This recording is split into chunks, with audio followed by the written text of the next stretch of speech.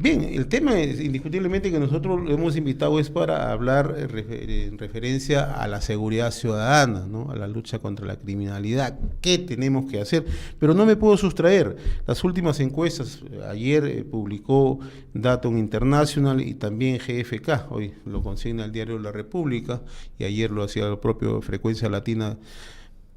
Hablan ya de un empate técnico. ¿Cómo miran ustedes a pocos días justamente de las elecciones generales, digamos, las preferencias tanto de Pedro Pablo Kuczynski, en este caso ya con Verónica Mendoza? ¿Cómo están evaluando ustedes este Mira, tema? nosotros con tranquilidad porque creemos que tenemos un excelente candidato que le ofrece al país, por un lado, salir del estancamiento económico y generar condiciones de prosperidad para todos, y por otro lado enfrentar los problemas de criminalidad. Creo que ha demostrado tener el equipo y los planes y las ideas como para hacer realidad estas dos aspiraciones, ¿no es cierto? Y esperamos que en los próximos días seguiremos con el mismo entusiasmo transmitiendo esta idea de que tenemos la posibilidad, ¿no es cierto?, de aprovechar los próximos 5 años, utilizarlos bien para salir adelante y no volver a desperdiciarlos.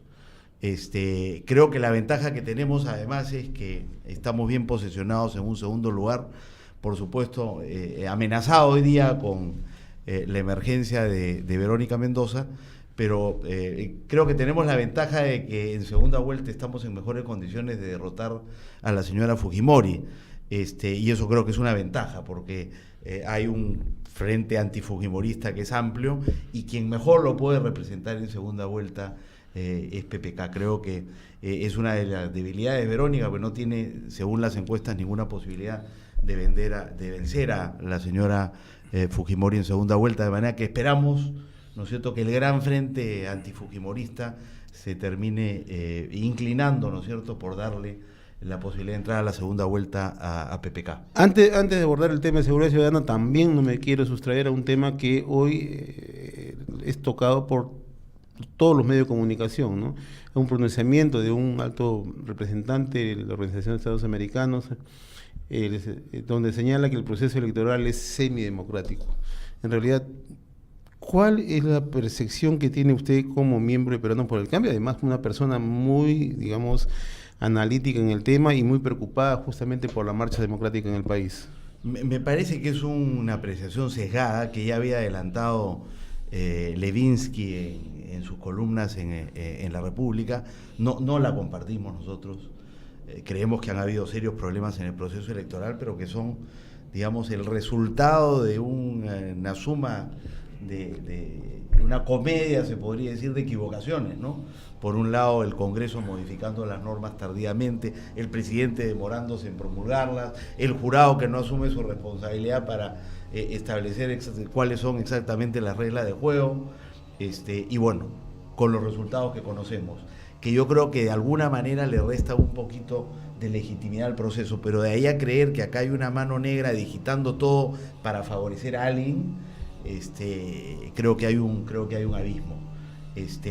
El hecho de que hayamos tenido problemas en este proceso democrático no nos lleva a nosotros a concluir que es un proceso semidemocrático. Ha habido problemas, hubiera sido mejor que no los tuviéramos, pero esos problemas son el resultado, como digo, de una suma de equivocaciones de varios actores más que de una voluntad deliberada, ¿no es cierto?, de inclinar la balanza a favor de uno de los contendores en el proceso electoral. Ahora sí, ingresemos al tema de seguridad ciudadana, la lucha contra la criminalidad. ¿Qué va a hacer? ¿Qué propone Peruanos por el Cambio? Y como lo anuncié, me va a acompañar también en la conducción Manuel Bernales.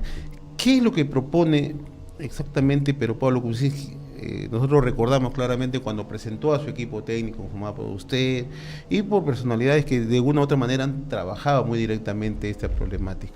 El país ha ingresado en realidad a una espiral ya no solamente de violencia aislada, de violencia de una criminalidad organizada en los últimos años. Y uno de los grandes temas justamente para el crecimiento, para el desarrollo es eso, ¿no? No solamente brindarle seguridad jurídica, ¿no?, brindarle un clima social apropiado, también hay que brindarle, digamos, condiciones de vida y garantizarle que el inversionista no tenga sobresaltos, y la seguridad ciudadana, el tema de la lucha contra la criminalidad es central, ¿no? ¿Qué proponen ustedes? Como te decía, es uno de los dos grandes desafíos para ¿Ya? Peruanos por el Cambio, y creemos que lo debe ser para el futuro gobierno. Cómo salimos del estancamiento económico y, por otro lado, cómo enfrentamos los problemas de criminalidad que vienen creciendo como resultado de políticas fracasadas durante los últimos 10 años. Ni este gobierno ni el anterior han tenido éxito en diseñar una política que sea eficaz en detener la criminalidad, sobre todo la criminalidad violenta y la organizada. Entonces, si me permites, comenzamos por ahí. Ese es, digamos, el principal objetivo de la política de seguridad, cómo detenemos la criminalidad violenta, y estamos hablando de las extorsiones, del sicariato, de los marcas, de los raqueteros y, por supuesto, del narcotráfico. ¿Hay posibilidad de detenerlo? Nosotros creemos que sí. No estamos condenados, ¿no es cierto?, a que estos grupos violentos sigan avanzando, como ya lo han hecho y se han consolidado en ciudades como Trujillo, Chiclayo, Chimbote, el norte chico y el sur chico, y están comenzando a penetrar en la capital. Entonces, no podemos resignarnos, y estamos convencidos de que este fenómeno puede frenarse, revertirse y derrotarse, a condición de que tomemos las medidas que es necesario tomar, que ni este gobierno ni el anterior tomaron. Y empiezo por ahí. Lo primero, necesitamos fortalecer la inteligencia y la investigación policial. Hoy día contamos con un número insuficiente de efectivos que se dedican a esa labor. Necesitamos, decimos nosotros en nuestro plan de gobierno, triplicar el número de agentes de inteligencia y de detectives. Perfectamente posible, seleccionando dentro del personal policial que ya tenemos, aquel que tiene que ser preparado y especializado para esas labores, por los efectivos policiales que tienen experiencia en esta materia. No te olvides que esta es la policía que derrotó a Sendero, derrotó a la MRTA, más recientemente a las organizaciones de secuestradores que asolaron el país hace una década.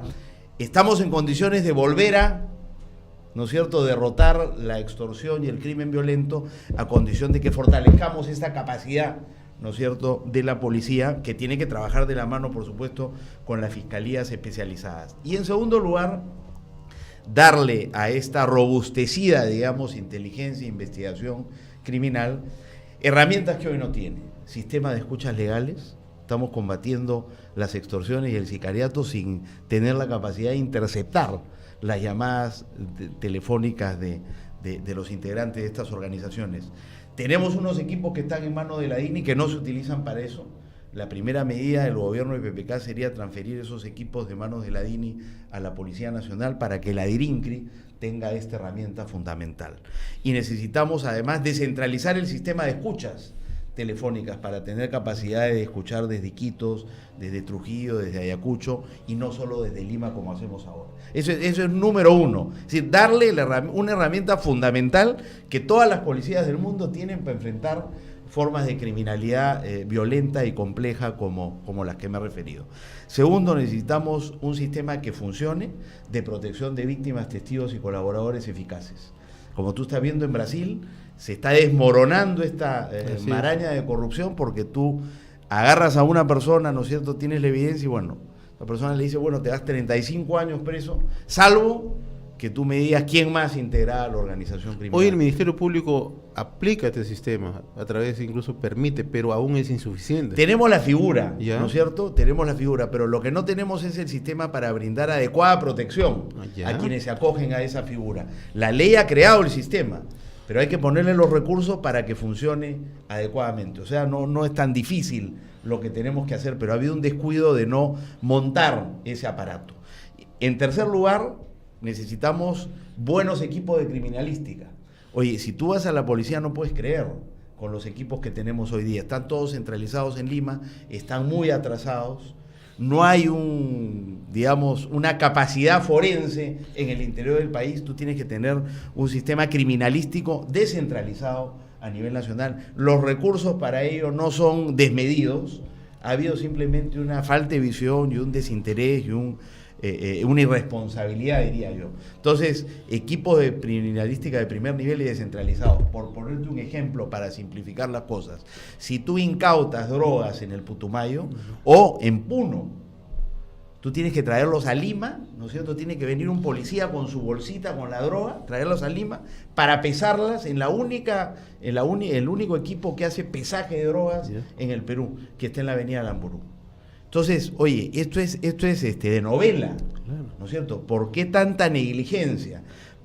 Eso facilita el crimen. Eso facilita el crimen. Entonces, tercero, criminalística. Y por último, con esto termino en lo que se refiere a la capacidad de inteligencia e investigación criminal, que es la primera medida que tenemos que tomar para poder enfrentar con éxito estas organizaciones criminales, es la inteligencia financiera.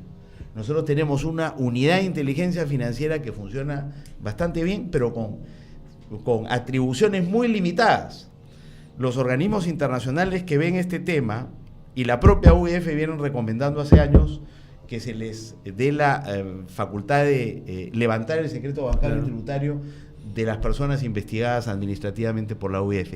Y este Congreso, desde el año 2009, con el fujimorismo, el aprismo y el nacionalismo, se vienen negando a otorgarle a la UIF esas atribuciones de manera sistemática. Entonces es un desafío para el próximo gobierno y para el próximo Congreso. ¿Ya? Si de verdad queremos combatir el crimen, ¿no es cierto?, necesitamos una UIF más robusta, con más atribuciones.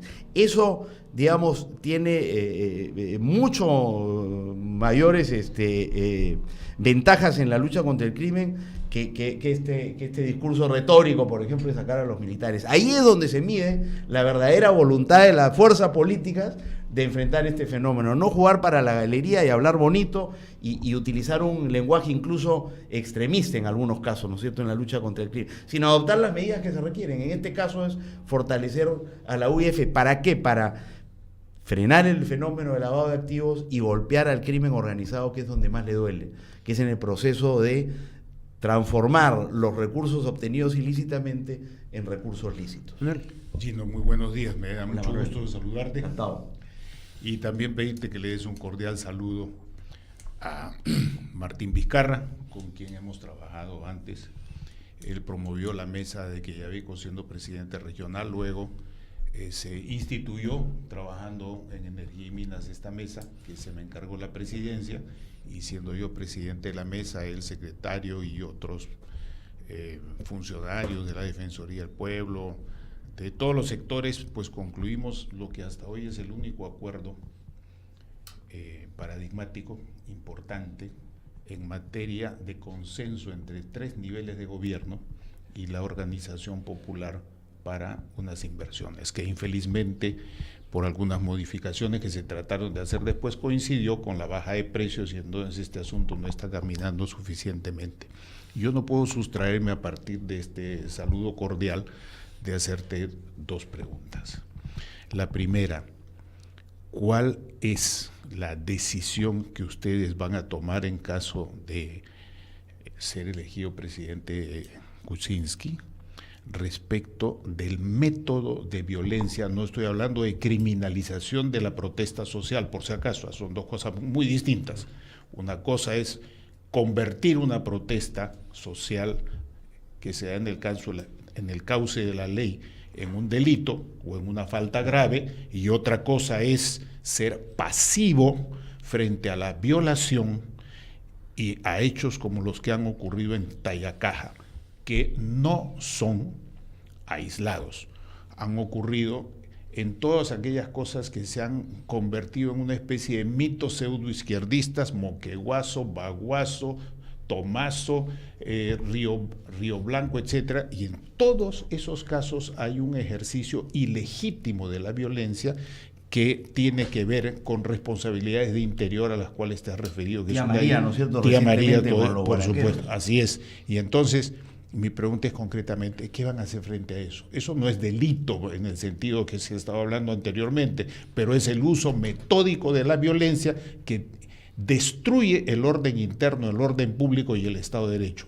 Esa es la primera cuestión. Y la segunda, que te la dejo si es que hay tiempo, ¿cuáles son las diferencias específicas respecto de la propuesta que tienen ustedes con respecto a la que tienen otros candidatos, en el caso concreto de Alfredito, a quien también conocemos hace muchos años, y de Verónica Mendoza? Y si ganase Verónica Mendoza, en una hipótesis que siempre hay que analizar como analistas, como políticos, si estarían en condiciones de aplicar una política efectiva de lucha contra la criminalidad y contra la violencia metódica, sobre todo en las inversiones. Muchísimas gracias por tu pregunta. Mira, le haré llegar tus saludos a Martín. Martín y la experiencia de Quellaveco inspiran un poco la estrategia que nosotros proponemos para enfrentar los conflictos sociales.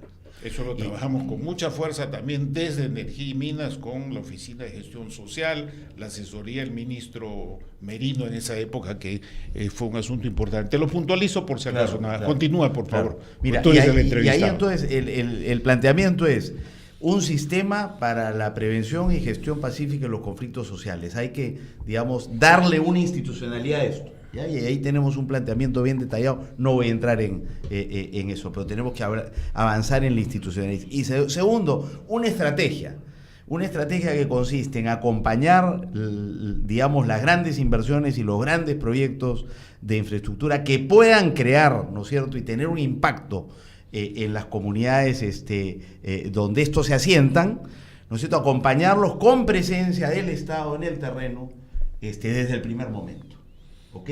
Y establecer un mecanismo de articulación con las otras agencias del Estado a partir de los representantes de la Oficina de Diálogo y Sostenibilidad en el terreno, y articular, por supuesto, con las comunidades circundantes y con las propias empresas, ¿no es cierto?, concernidas. En segundo lugar, el concepto de adelanto social, no esperar a que la inversión produzca sus frutos para empezar a repartir los beneficios del canon, sino adelantar la inversión física, vial y social que se vaya a poder hacer como resultado de estos proyectos, adelantarla para comenzar con ella y crear las condiciones sociales y políticas para que haya una buena recepción de estas inversiones que son tan necesarias para el desarrollo del país. Pero cuando surgen estos actos de violencia tan graves como los que se han estado propagando por todos los medios, ¿cuál sería la decisión? Porque eso está caliente. Y si ustedes ganan las elecciones, tienen que enfrentar eso sobre la marcha, sobre el pucho, como dice la gente. Ahí estoy llegando, ¿no es cierto? Entonces, una estrategia con varios componentes.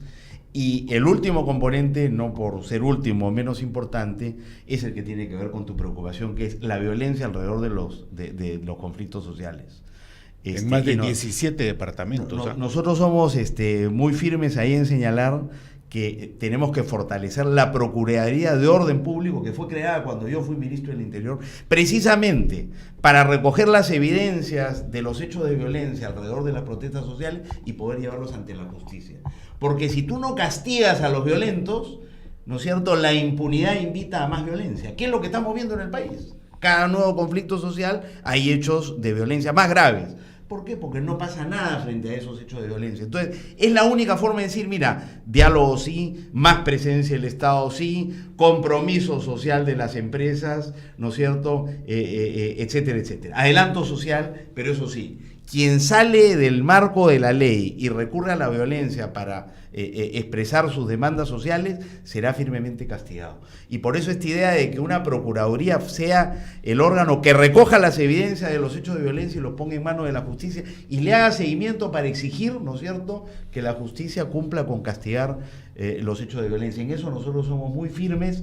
Esta Procuraduría, como te digo, se creó hace más de 10 años cuando nosotros estuvimos en el ministerio y sabemos de qué estamos hablando y coincidimos contigo que siendo la protesta legítima y la vamos a respetar, no vamos a aceptar la violencia. Nos quedan unos minutos y nos preguntan, doctor Costaza, ¿cuál va a ser las acciones específicas en los primeros 100 días de un eventual gobierno de Pedro Pablo Kuczynski en seguridad ciudadana? Lo que ocurre es que el diagnóstico lo conocemos, la población lo que quiere es cómo actuamos, qué hacemos y cómo me siento protegido, ¿no? Mira, yo no te he hablado acá de diagnóstico, yo te he dicho que vamos a transferir los equipos de la DINI para tener una capacidad de interceptación telefónica. Vamos a iniciar, ¿no es cierto?, la formación y especialización del personal que requerimos para poder cubrir todos los frentes que el crimen violento y el crimen organizado nos presenta. Vamos a adquirir los equipos de criminalística, vamos a tomar las medidas para fortalecer la inteligencia financiera. Son todas medidas de corto plazo que de se impacto rápido, en práctica inmediato. Pero yo te he hablado de uno de los componentes de nuestra política. Tenemos, digamos, acciones que tomar para enfrentar el problema de la corrupción en la Fiscalía y en el Poder Judicial, porque de nada sirve tener una policía eficiente si tienes fiscales y jueces corruptos que te tiran abajo la investigación, que es lo que está ocurriendo. Y ahí lo que tenemos es reforma norma constitucional del Consejo Nacional de la Magistratura, que es el órgano encargado de castigar las inconductas funcionales de fiscales y jueces y que hoy día no está funcionando. Y ahí PPK tiene una propuesta muy concreta de cómo reformar este Consejo Nacional. Y en tercer lugar, en lo que se refiere al sistema penitenciario, lo que nosotros tenemos que comenzar por hacer es fortalecer esa parte del sistema que se encarga de mantener encerrada en condiciones de seguridad a los presos más peligrosos, que nosotros calculamos que son alrededor de 5.000. De los casi 80.000 presos que tenemos, hay 5.000 que son los que dirigen las bandas de narcotraficantes, de sicarios y de extorsionadores. Esos los tenemos que tener recluidos bajo condiciones especiales. En las actuales condiciones no tenemos la infraestructura para ello. Y por tanto, el 28 de julio iniciaremos los trámites para construir 2 penales de máxima seguridad que permitan ampliar la capacidad de albergue para esa población que es la más peligrosa. Y concluyo, porque esta política que tiene que ver con la represión, digamos, del crimen está complementada por 3 iniciativas para prevenirlo. Nosotros creemos que tú tienes que reprimir, pero al mismo tiempo tu política de seguridad también tiene que tener herramientas de prevención. Y tenemos 3 cosas ahí. 1, mejorar la vigilancia en nuestros barrios.